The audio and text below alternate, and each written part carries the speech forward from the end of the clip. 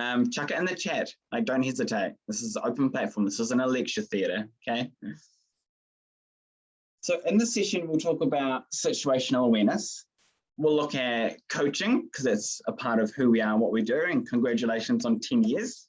That's about 30% of my life, so that's a long time.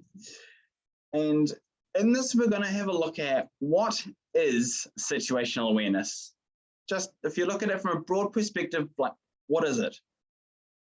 The second piece we'll look at is how do we as human beings, biologically and neurologically, how do we operate under stress or in stressful situations?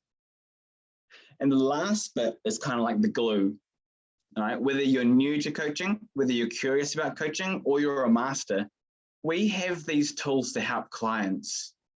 And yet we face stressful, high impact, sometimes very positive or damaging situations, sometimes on the daily. So how do we use these tools for ourselves rather than for our clients, or better yet, both? And so with that, what I want to do is share a story that's really close to my heart. But this story is going to come from you. I'm going to tell it, and I really want you to be with me on this. So think about a time, grab a breath. Think about a time we had a new opportunity, a new job. Maybe you're moving. Maybe you're in the same company, but you've moved up or sideways. Maybe you're starting your own business. Maybe you're with a client. And I tell you what, this opportunity has got you hyped. Your heart is pulsating. Like, man, you are ready. You have goosebumps. This is the time for you to make your mark. But how are you going to do that? There are people in high places. You get to work with an executive team. That's kind of cool. Really high level compared to what you're used to, but that's pretty cool. You get to travel to a new location. Work in a big office with all these experts. You get to create a business inside of a business, but you get to create a business. So the potential for your own growth and the potential for you to kind of prove yourself, to make your mark, to have a title, to be the person you want to be. Maybe prove some people wrong or prove some people right. So you've got this new opportunity. And it is now your first week. So far, pretty exciting, right? Your heart's going. You're getting a bit red in the face because you're ready. Like, you're ready to kick some butt. You are good to go. And now in your first week, you step into this office with 14 executives to talk about, in your first 5 days of work, what you're going to do, the difference you're going to make, the KPIs and the metrics that you're going to bring.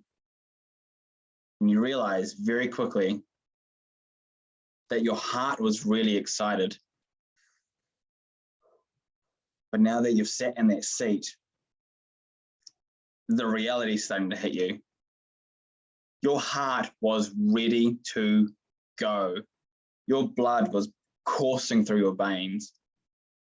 But now your head's taken over, your logical mind, to go, I have to talk. And I need to know what I'm talking about. And I need to make an impact.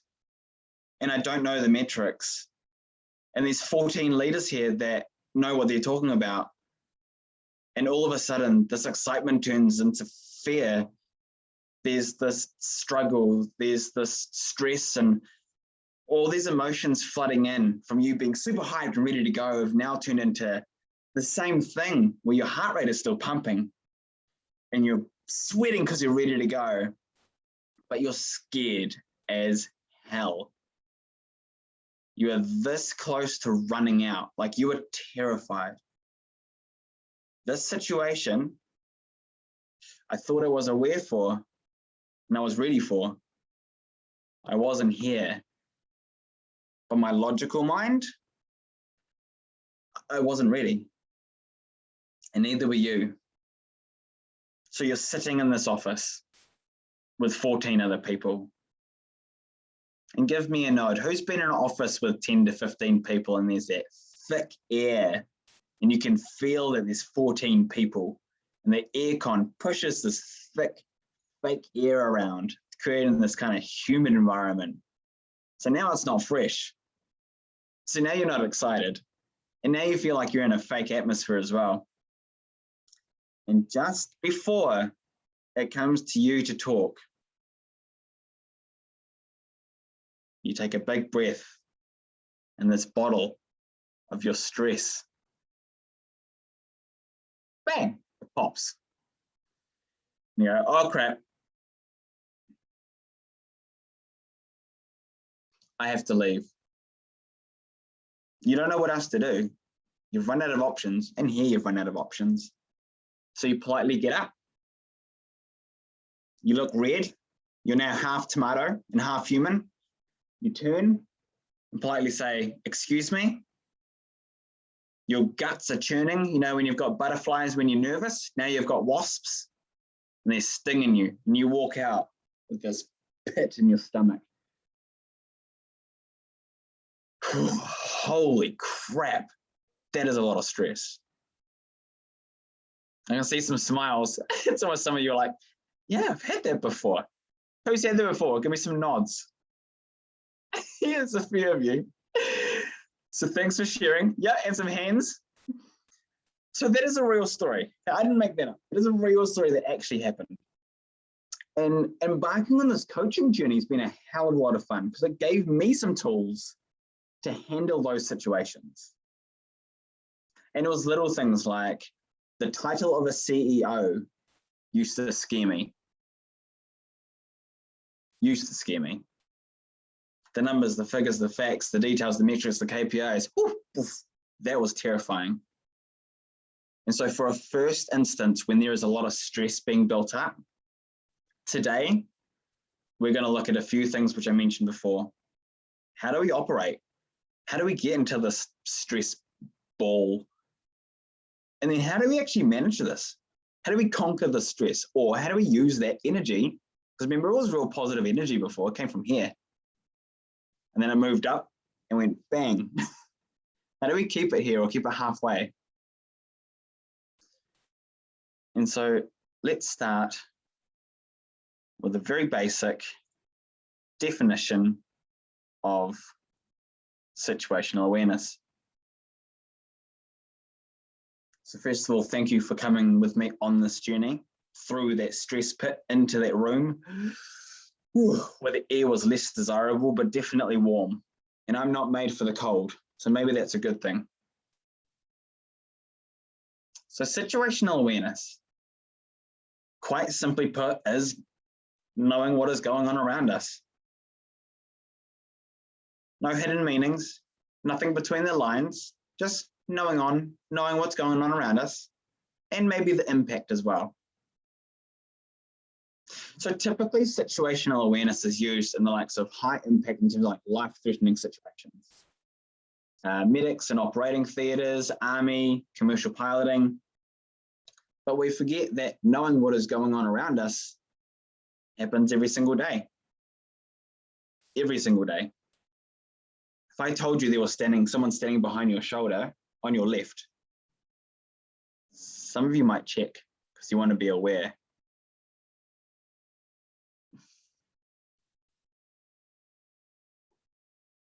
And so what I want to do is focus around some of the study that's been done, because this isn't just going to come from my heart and the story. I'm going to put some real facts, some real figures, and some real research into this. So in 1980, there's a lady by the name of Micah Ensley.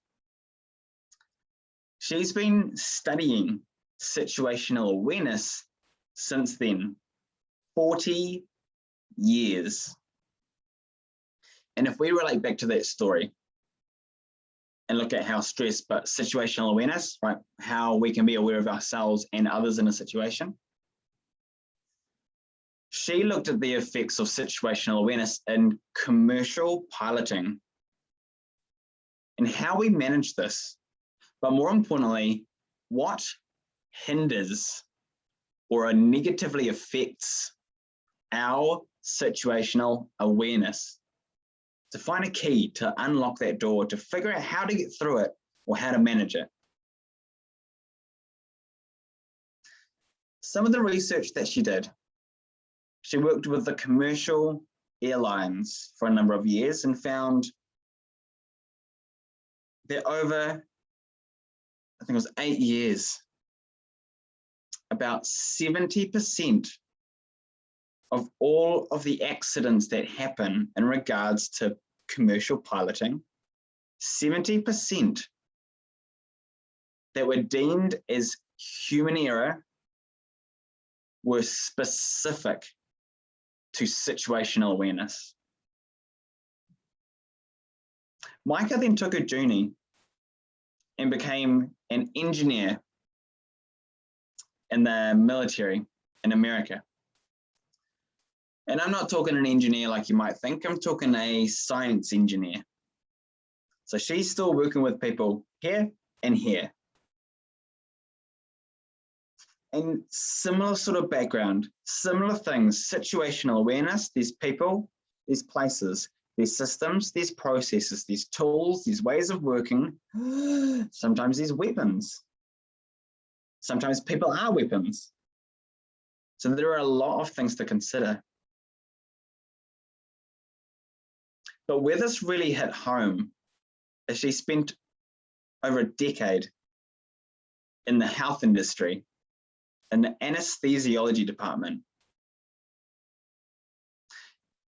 And out of all of the deaths or brain injuries that happened within that department, those that were affiliated with human error,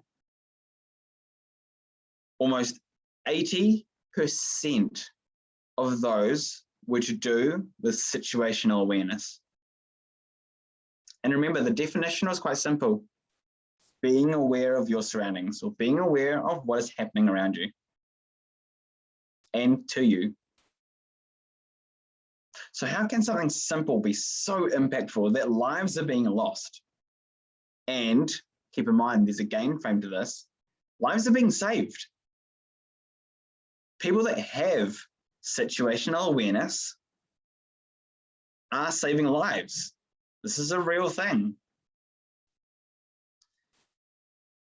And so what Micah found was this.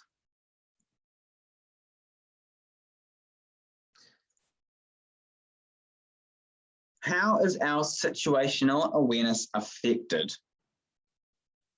Like in this story, there was a lot going on. The environment was busy, loud, and complex, and intimidating. But what was actually happening? How was I affected? The first one is attentional tunneling. So I've picked the main 4. There's actually 8, but these are the 4 that are most common. And attentional tunneling, much like the little image there, it's kind of like having a laser focus on something. And you focus so much on that one thing, you forget about what's on the outside.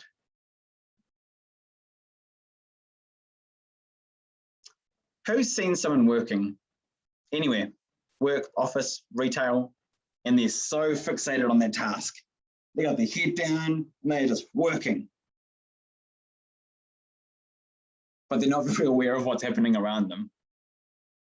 Or you've got a project, or you might be running a webinar, and you're practicing and you're practicing and you're practicing, and you realize that there's actually stuff around the outside of you as well. There's a saying, and that's that sometimes you need to stop to smell the roses. And that's why I love running workshops and webinars. We stop everyone in your tracks on purpose so that we can look at this stuff from a distance, much like we do in coaching. Having focus isn't bad, but there is time and place where you need to be aware of your surroundings to have better situational awareness.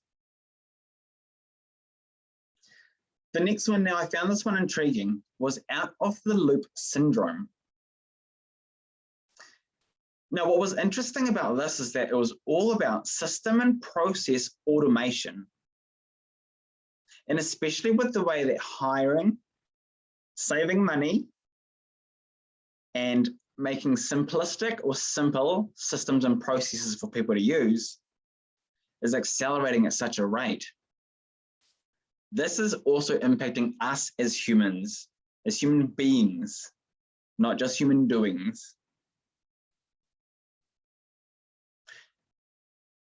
A report gets spat out for your job, and it tells you what numbers, metrics, KPIs, measures of success are there. For me, it was sales figures, margin, items that were sold,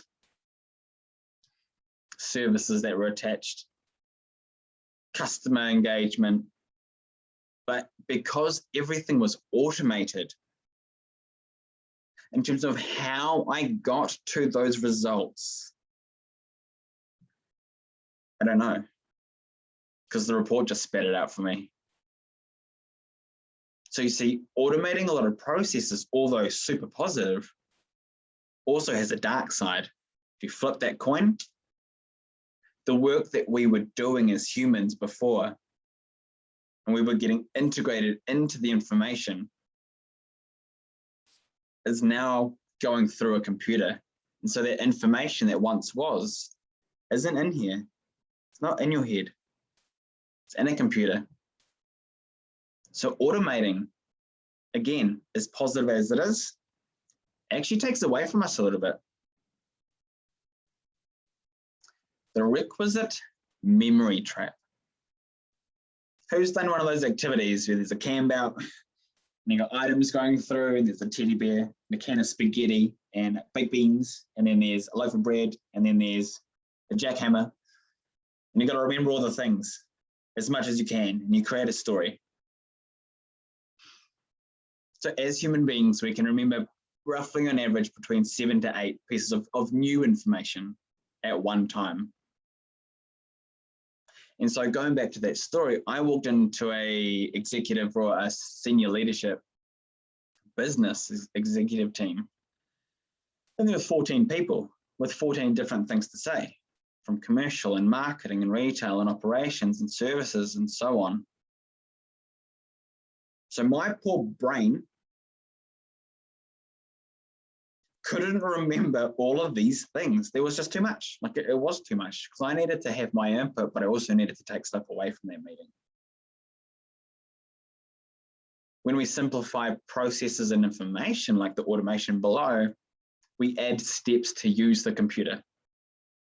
Who's got a complex system or process where you've got to go through these 3 pages, or you've had a messy Google Drive or online drive before, and you've got to go through these folders to get to this one here, to get to this one here, to get to this one here, and you realize that it's so damn complex, all you're doing is playing a memory game of where to find a file. Because that's what that one is. And this one, I believe, is probably the most common.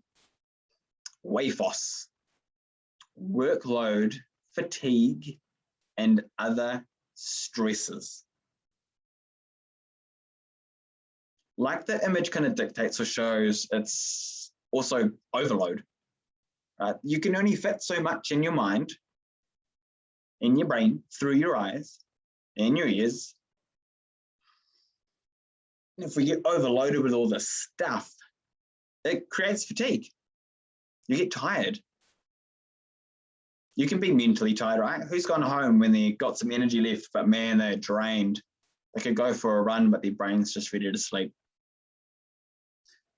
Or their body's ready to sleep, but their brain's still awake, so you watch some TV or something. Workload, fatigue, and other stresses.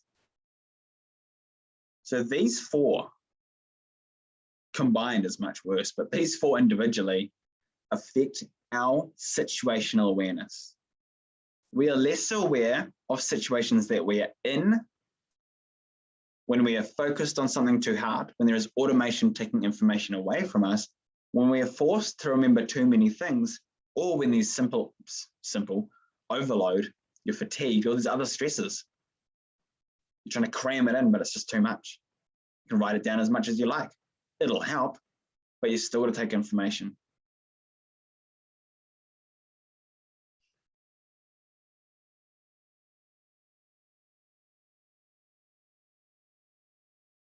So with that, what I thought about was if this is how it affects us, we help people, clients and stakeholders and customers, we help people through that.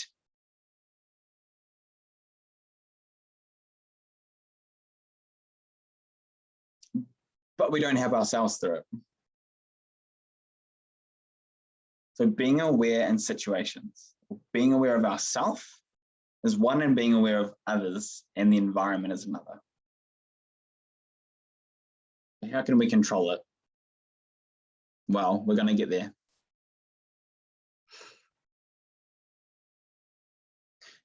The next piece, before we jump ahead, check in the chat.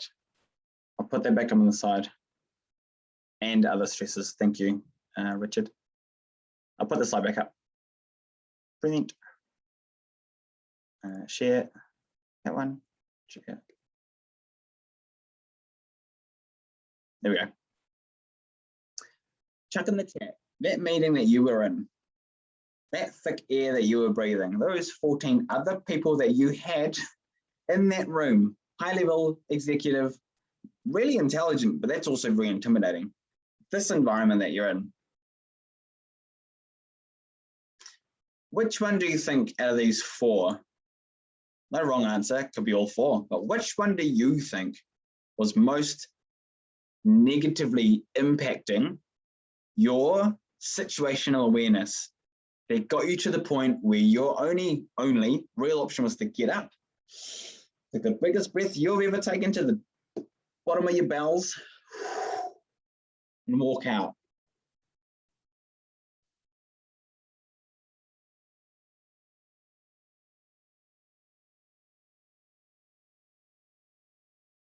Attentional tunneling. Yeah, so focused on the task at hand and what I needed to do, what you needed to do. Memory trap. Yeah. So there was so much to remember. Because remember, this is new. This is your first meeting. WAFOS, memory trap. Yep, overload, workload. All of the above. Yeah, Pete. Hi, Pete. WAFOS. Yeah, right. Overload. But you're right. Memory trap, overload, attentional tunneling. It's overload, but it's because you haven't opened the doors, right? Because you're so focused on that thing at hand. Out of the loop, not yet. Story you're telling yourself. Yes, because you can trap yourself in this. I mean, there might be a fifth one. You remember your heart was ready. Your heart was aching for this meeting, to prove yourself in this new job, to kick some butt, to make a difference. Whew.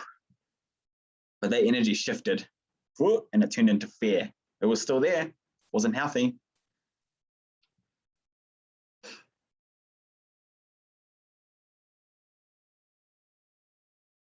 Sneak preview to the next slide.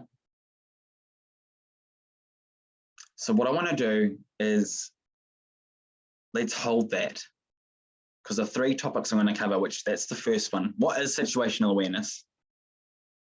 And how are we actually affected? Those are the four main ones. There are more, but those are the four main ones. Now, the next one is about how we, biologically and neurologically, how do we actually make these decisions when we are under stress or under pressure or unaware of our situation, which then causes stress. So I've looked at this is what causes it,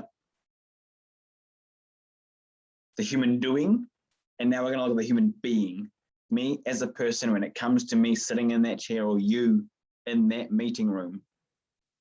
When you're all those things going through your head, how is your brain working? And I love this stuff, so this is going to be good. Hold tight, there's some good information in this. Where to start? I'll start with the slide.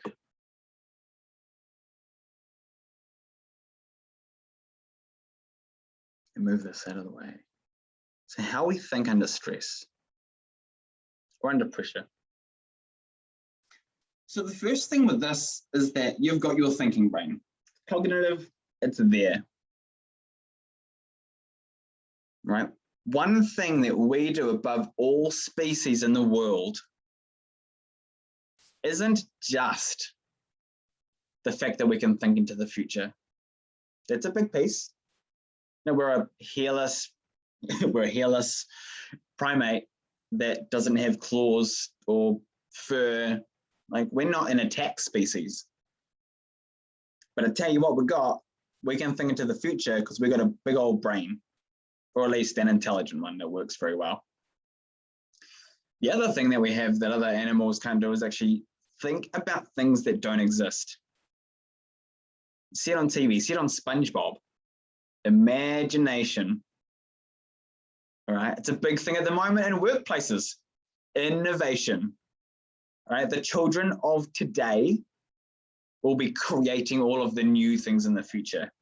That sounds like a no-brainer, but these are the really intelligent kids that will be sucking in information because it's all online. We're not robots, but it's there. They'll be the innovators, the creators, the new things.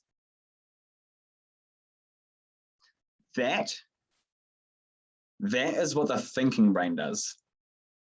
And that's pretty positive. Cognitive brain there, not here, not where my feet are, but there in the distance. 10 Ks, 10 miles, 10 countries away, 10 planets away. All right, Elon Musk wants to go to Mars. Like, that's innovative, that's imaginative. Do you think monkeys are trying to get to Mars? We don't know for a fact, but I'd probably say as an educated guess, probably no.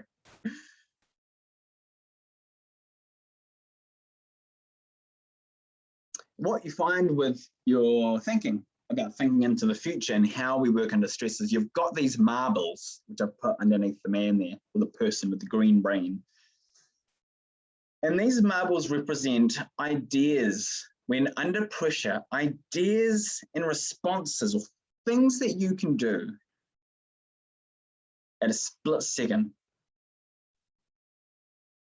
So for example, under stress, have you heard the term losing your marbles? I have. I heard it on Peter Pan when I was a kid, and it's still real today.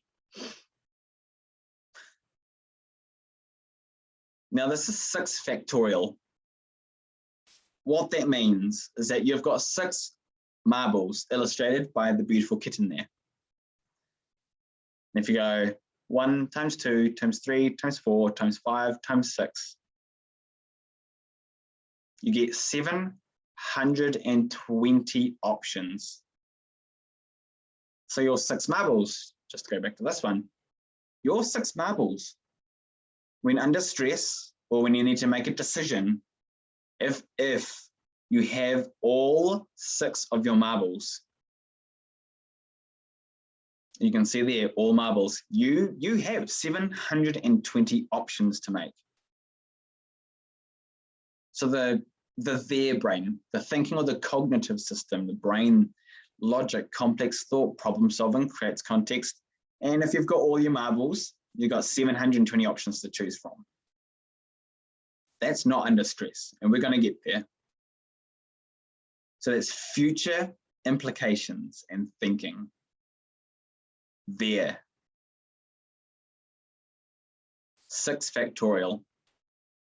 So if you drop 1 marble, you instantly go from 720 potential ideas or resolutions to 120. You drop 1 more marble and you drop down again. And if you drop another marble, you keep going down. And you can see where this is going. How many marbles do you think you dropped in that meeting where it got to the point where the only thing you thought you could do was just take a breath and leave? I'll ask this question. Do you think we dropped some marbles? Yep. Thanks, Judy. Oh yeah, we dropped some marbles. Now this is dependent on working memory. All of the marbles. Yeah, I mean, maybe we might have had 1 because that only represents one solution or 1 answer. I mean, leave, which is the next brain, the next part. So if you've got really good working memory, this can be better. Dropping one marble might actually mean more. Thanks, Yumana. One marble left, barely. Yeah, it's hanging on. That kitten is trying to hit it off, and you're just watching it going, ah, please don't. I need that last marble. That's the only one I got. So this thinking brain can really take over. And the next one, which is actually the limbic brain, which is about fight, flight, survival, or the amygdala hijack, which is very similar, which we'll get into briefly. This is where push comes to shove when in the stressful situations. So remember, working memory. If you've had this stressful situation before, you might drop all of your marbles except 2. And if you've got 2 marbles left, you've got 6 different ideas. But because you've dropped these marbles before, and you've been in this situation before, that one marble you've got left might be the only one you need. You go, oh, that's right, I've done this before. I'll do coping mechanism. Insert here. So there is some flex, okay? We're all human and we're all wired similarly, but we're all different. Otherwise, as a very poor example, would be all bald white men with big glasses. That wouldn't be cool. And so the next piece, the other piece of the brain, their future kitten. He's got a kitten at home that hits everything off the tables, or a cat. That's kind of like losing your marbles. One marble left. The other one, which is the feeling brain, or the limbic system. So we've looked at the brain that looks into the future and implication thinking. We're now going to look at the brain, or the piece that is about the here, the right now, the fight, flight, fright, fight. And probably add some more F's in there. Now this one is a stimulus response center. A 100 times faster than thinking a thought. And I'll give you an example soon. It learns and builds circuits that drive behavior. So learned behaviors, survival mechanisms. This part of the brain, regardless of how small it is down there, is an expert at the now. And what does that look like? Well, I have another story. And although this is embarrassing, it's a good one to share. I want to take you back. It's 2006. Tait had a lot more hair and a broken arm. See, I used to cycle a lot. Still kind of do, but a lot more back then. And I fell off my bike. Superman. Bang, broke my arm. And I'll stand back. I had to have a cast like this. Broke my wrist where the watch is. I'd have a cast to stop me from twisting my arm. Now it's embarrassing to fall downstairs, especially if people are watching. It's even worse when you fall upstairs. And I want you to write in the chat, Tait with his broken arm, walking along, fell up some stairs. What do you think my response was? What did my body do before I hit the ground?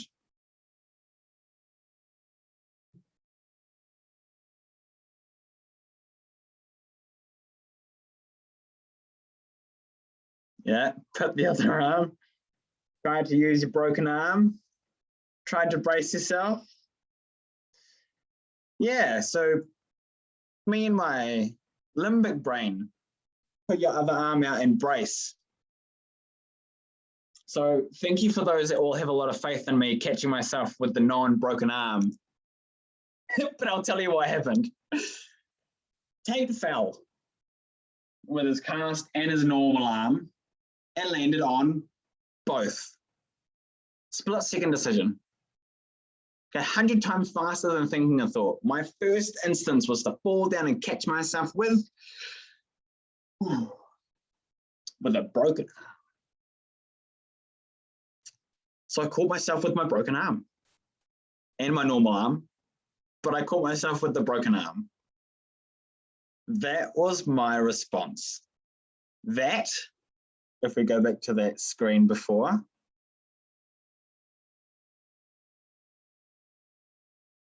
that was my expert at the now. Doesn't seem like much expert at the now, but I tell you what, I didn't hit my face on the concrete steps, and that's a win in my books. So the stimulus and response center, right? 100 times faster than thinking. I didn't have time to fall down and go, I could really do it. It was too late, I already hit the ground. So you can really see the difference. And what you can do is, as you're running out of these marbles, you can get yourself into the likes of a panic. All right. Stereotypically, if we talk about anxiety, that's what could occur or happen or trigger. You get yourself so wound up, your body's not quite sure what to do. You've lost all of your marbles. You've got no working memory. You've never done this before. This is new, exciting, but new and terrifying. So you've dropped all your damn marbles. And the only thing I know what to do now is just leave. That's a survival mechanism. It may not be as fast as falling down or up concrete stairs, but it could very much be a survival. Change the environment. We as humans, if we go back millennia, work at a very grounded, fundamental way. Either something, when I look at something or someone, is it going to eat me? Hopefully not. Am I going to eat it? Hopefully not. And can I reproduce with it? So the first instinct to change rooms, to get out of the environment because they were going to eat me alive in here. So to leave that environment, you made a very good decision to change the environment and survive. And I'm thankful that you're all here to share your story with me. Now here's the good bit. Here's the glue. So whether you're an aspiring coach, a new one, a well-practiced one, we've got clients, we've got stakeholders, we've got friends, we've got family, we're practicing everyone. I've got a 1-year-old son. He's cute and adorable, and I practice my coaching on him. Does he talk back? No. He says dada, but I still practice.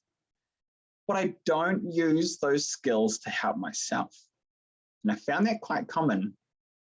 People that want to facilitate or coach normally have big hearts and often very, very intelligent as well. So clearly everyone in this room, right?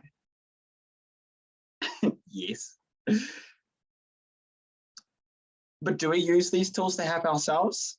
I know someone else in here is going to do a talk about that similarly in their webinar. I won't call you out, but I'll be watching you. You know who you are. And so one thing I learned through Coach Masters Academy was around looping. So I've looked at what is situational awareness? How is it impacted? What are the things that impact us, right? If we go right back, what are the things that impact us? Die hard focus, right? Attentional tunneling, workload, fatigue, and other stresses, requisite memory trip, out of the loop syndrome, right? Things that cause our situational awareness to shut down or limit itself. Thinking under stress, right? We talked about the marbles. We talked about their brain. We talked about the hair brain. We talked about falling down and not hitting my face on the concrete steps, but landing on my broken arm. And so one thing that we do so damn well with the coaching and training and support from the faculty and Dr. Ben is around loops. We talk to our clients about the situations they're in and get them out of it. The second loop. And I've even put marbles there. You see how when you're in the situation and you're stressed, you've only got 2 marbles. Could have more, could have less, could have none, as some of you stated in the chat. But to take yourself out of that situation, to look at it from a distance, or from at least from a third person point of view,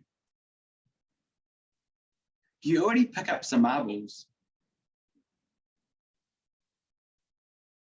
See, the situation to begin with was consuming you. And so although leaving the room was probably a smart idea, and that's okay, you can also, bear with me, mentally leave the room while still being there. And I'll give you an example in a second, because I'm going to glue these together. Taking notes.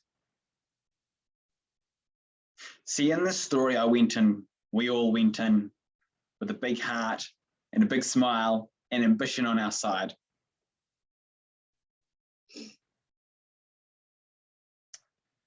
And we almost set ourselves up to fail. In fact, we might have. And so if we're able to remove ourselves from that situation while being in it, and I'll tell you how. Who remembers in the core class when you first start and you do the activity and you watch the death crawl and you need to make observations? What do you see and what do you hear? And sometimes what was the impact that it had, but what do you see and what do you hear? These observations are so important. And we use these with our clients. Those of us that are through the journey a little bit more, I heard 3 things, so on and so forth. There was a quick giggle, and I really liked it. You know what? I'm curious, what's behind that giggle? Or they're really emotional. Hey, look, I first of all want to appreciate and thank you for sharing that story. I can see it's brought up some emotions for you. And do you mind sharing what's currently going through your mind? Observations. Who's done an observation on themselves or others to make a situation less stressful? So am I telling you that the secret formula is a notebook? I am. Yamana, yes, me all the time. Woo! If you can, because I'm all about sharing, could you share an example in the chat? I won't go into detail, but the more, the merrier. And so to wrap this piece up, there is another one. And I love this. I love this. Whoever thought about listening techniques to practice your listening by reading? Because I didn't ever. And I tell you what, it has made such a big difference. And we know what to look for. And if you don't, here's some things to look for. Organized thoughts is a benefit. You can see the bold words in there. 508 words in that piece there, by the way. And I think only 38 of them were needed, if you will. Positive and possible. Observations, what do I actually see or hear? Simple information. So not only are they organized thoughts, but we've simplified it. Remember the complex information and the attention tunneling? There isn't any overload if it's only simple. And verbs. That was a big one. That was a big learning for me.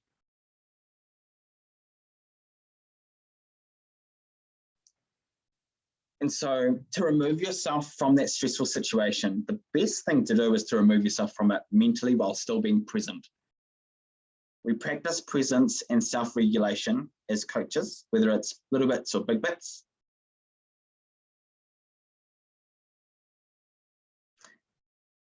And so I want to share with you a story that actually combines all the things we've just gone through. Do you remember that meeting that you were in? It was very stressful. You're running out of breath and your heart was feeling like it was going to pop out of your chest. It was beating so damn fast. It's a similar story, but it's a gain frame story. And it's about a month later, after some early coaching experience and learning. It's time for that meeting again. Welcome, everybody. Thank you for stepping in. Take a seat. Is the aircon okay? I know it can get a bit stuffy in here sometimes. I know it can. Center yourself. There are 14 executives in this room. Super intelligent, crazy intelligent, a little bit intimidating, but also very exciting. You also need to talk. There's information that you don't know yet.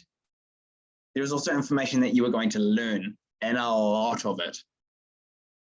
This could potentially be one of the most stressful yet rewarding and biggest learning curves you'll ever have. And that's pretty terrifying, but fantastic. You sit yourself down in your normal seat that you like to sit in. It's the only one that's left in the room, but that's okay. We'll leave that for later. You take the last seat and sit your bum down. But this time, you've brought a notebook. But you've also got some tools, because it's not just about writing in the notebook. You've learned about first loop, and that being inside of a situation can consume you. You also learned about a second loop, which is about taking a step back from the situation and look at it from a distance and to look at yourself.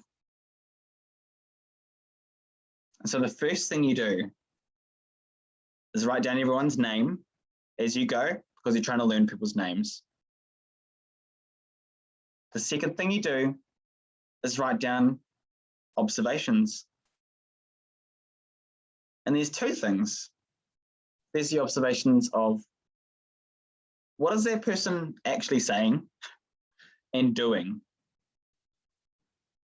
It might be intimidating when they lean forward this close to you, or it might confuse you, or it might be a little off-putting when someone sits right back in their seat and you're not sure what's going on. But instead of letting that situation consume you, take it on here and you throw it onto a page. It's one less thing to worry about. And the impact, which is the second piece. The observation was somebody being a dominant and loud figure in the room. And the impact is that you thought it was terrifying. But that's okay, because now you're not terrified. Now you thought it was terrifying. You're not actually scared. You're not actually worried. Your awareness of the situation that you are in has gone up, simply because through using your chunking and your scribing and being able to put your bulleting and everything together to simplify the words that they are saying, to not let the overload of information slowly paralyze you. You are looking for those key words that we practice and writing those down. And you're partnering that with your observations. What are you seeing and what are you hearing? And what is the impact behind that? Thank you, Yamana, for sharing. And so you see, we've all got these powers. And people write in diaries all the time, but the thing that we do forget is that we usually use these skills and have these traits to help other people. And yet we do often forget to use these for ourselves. And so after writing down who was the loudest person, and after writing down who was the most interesting person, and after writing down how hot and sticky the air was and the impact that it made, which wasn't actually anything, it was just an observation. That was interesting, because originally that really suffocated me. But right now it's just hot air being blown around. It doesn't affect me. Interesting. CEOs and executives, senior leadership teams, or SLTs, you quickly realize that they're running their own business within the business too, and that those titles aren't actually that scary. There's a human behind it. But the intimidation to begin with overran those emotions and led you to a dead end where you left the room. And lastly, it's your turn to talk. And you share all of your takeaways. You've bulleted. You've observed. We only talk about the positive observations that we've made, all right? No negatives. All right, when I say Steve's really loud, it's your first month, right? You've still got a reputation to create. And you leave with one piece, and that's just that you really want to help work with everyone because there are some really intelligent but really strong figures in the room. And you open up, there's this thing called vulnerability, all right? I just call it being human because that's what it is. You're just talking about what's happening inside of you here, ultimately. And you talk about that it is a new environment,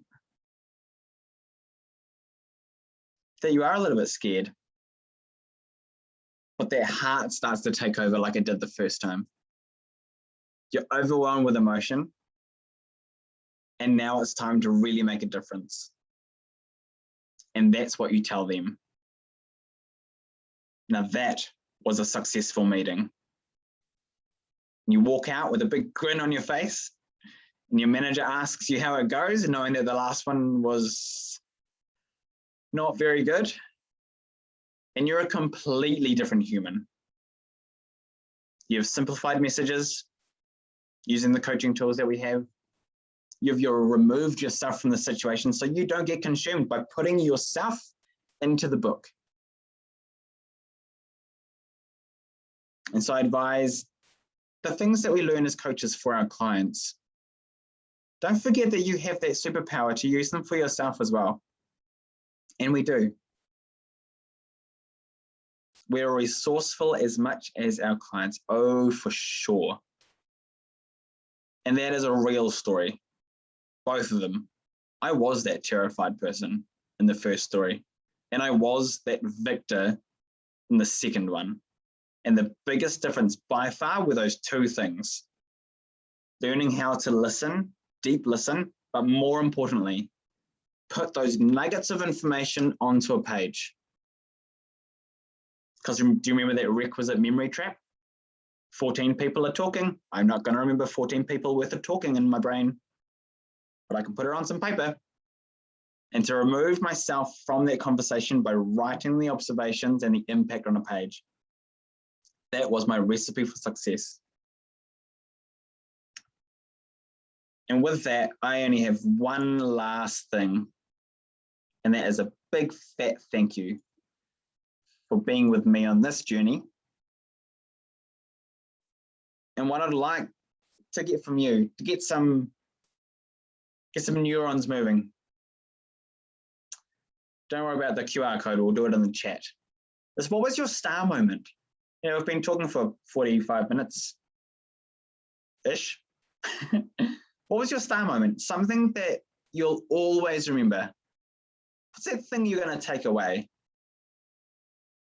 But more importantly, after that, I want you to write, how is that actually going to serve you? So what did you take away? And how can that help you in the future? Or in the next meeting maybe, or the next stressful situation? And I hope and I pray, and I'm here to support, that everyone else has a really good journey and that your situational awareness is improved by using your own coaching tools for your own benefit.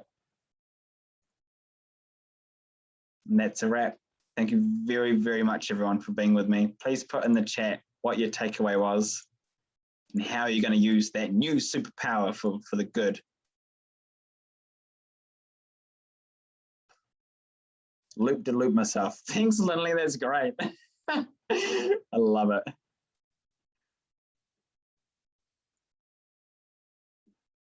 Viewing the situation as an observer. Yeah, that was surprisingly so impactful for me, because I wasn't just listening to things coming at me. It was what was actually happening, what could I see? I took the real life and removed that stress from the situation. Thank you, Bhavna. Let's get one or two more to take notes of my observations. Yeah. Interesting, right? Like, we do this in our mind for clients. We don't use our own superpowers for ourselves. Selfish, right? My gosh. All right, one more. I can see you all thinking deeply. Main takeaway, we are allowed to be human, practice self-compassion, and acknowledge that we can use our tools for ourselves. You know what? That's a really good one to end on. So thank you so much, everyone. Thank you, Judy, that's also commented. Donna, that's also commented. And I think we might have lost Jacqueline, did we? No, she's I'm there. here, I'm back. Yeah. Hi, thank you. Hi, thank you. That's it. Thank you, everyone, for being with us. Yeah. Thank you, Tait, for this very wonderful sharing. And there's a lot of energy and awareness now of our situation and our surrounding. Anyone who would like to ask a question, one or two, from our audience?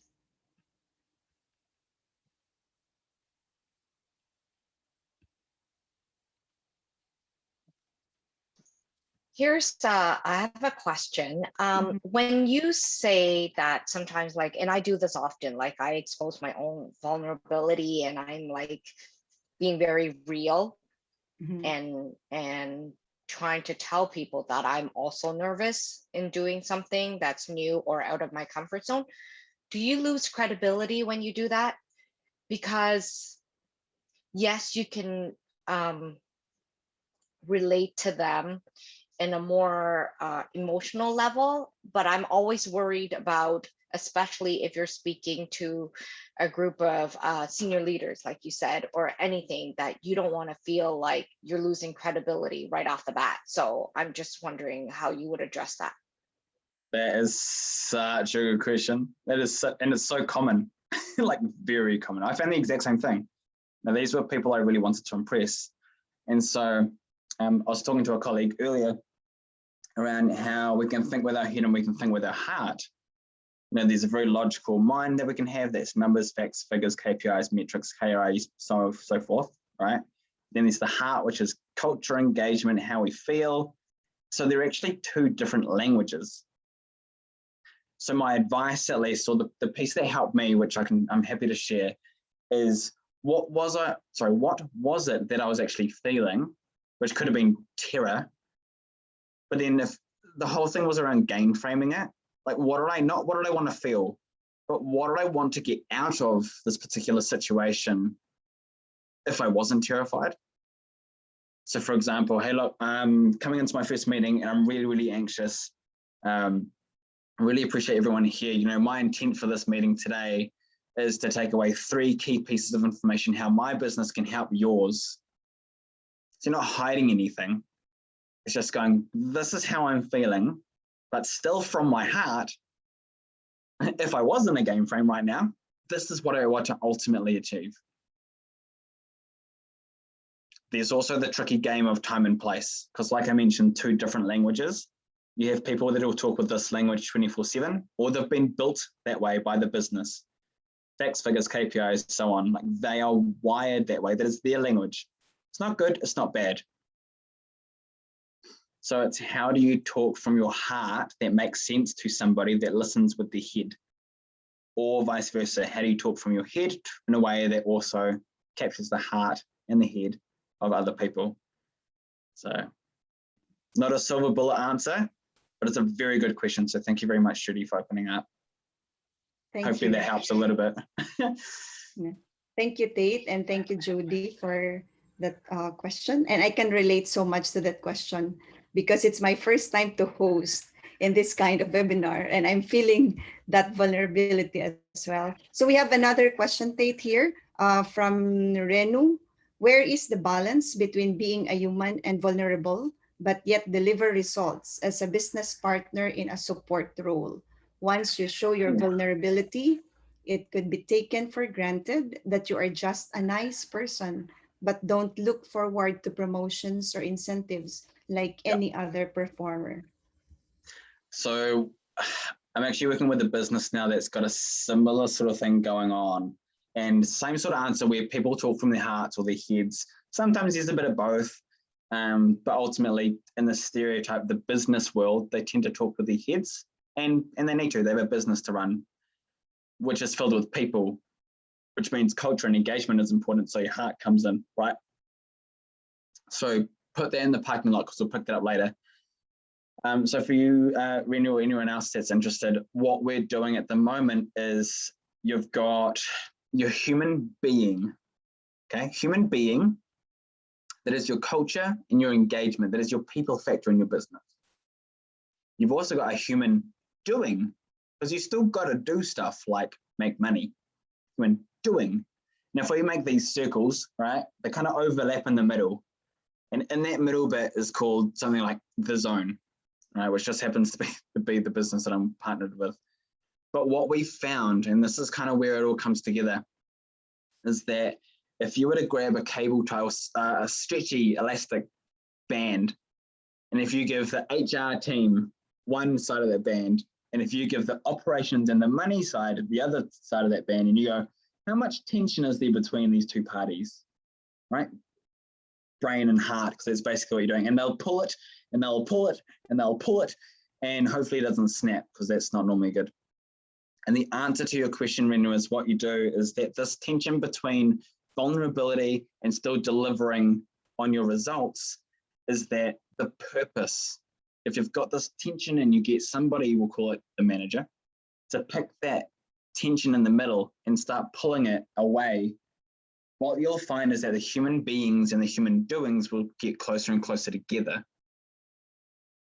So as long as you can be vulnerable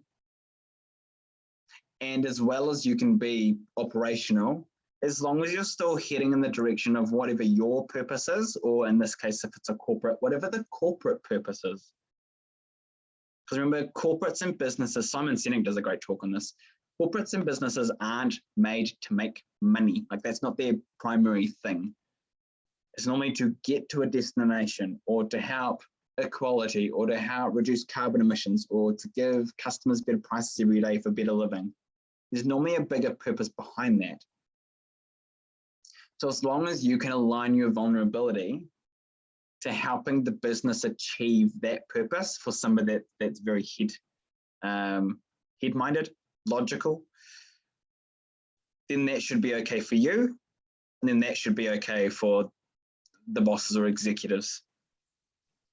The last piece of that coin is keep in mind we're all human, okay? Very, very, very, very, very important. Don't need to stress that enough, all right? Situational awareness. That manager or managers or clients or executives, they might need coaching or want coaching. They might have been speaking this language up in their head for so damn long, they've forgotten about the heart language. So there's two elements, follow your purpose and the business purpose,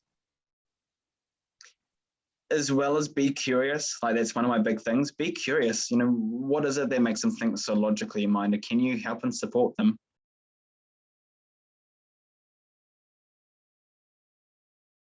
You just got to own it. I owned it every day and people just got used to my vulnerability. And I'm an open book. If you know me, which some of you do, I'm a complete open book. Heart on my shoulder, open storytelling, sit in the ditch, be up in the mountain celebrating. Like that's just who I am. So you can make it part of your normality. The big thing with this and this particular group is that we have people all around the world, and there's definitely cultural barriers, I guess, in terms of how we work and how businesses are run and how people are wired, if you will, because we're still human beings. So unfortunately, again, I haven't got a silver bullet for you, but remember, align yourself to the purpose of the business and yourself and be curious. Ask them for the solution, game frame it. Hey, look, I'm feeling like this. I want to be this. What do you think I could do differently? You have the questions, get them to coach you. Thanks. Yeah. Thank you. Thank you so much, Tate. So I think there are so many interesting questions that will be coming up. And I think you can reach Tate, email him on some of the questions. And I'm so mindful of our time. So I would like to announce that we have the week-long celebration for this week of this International Coaching Week, and you can register for the other events within this week-long celebration.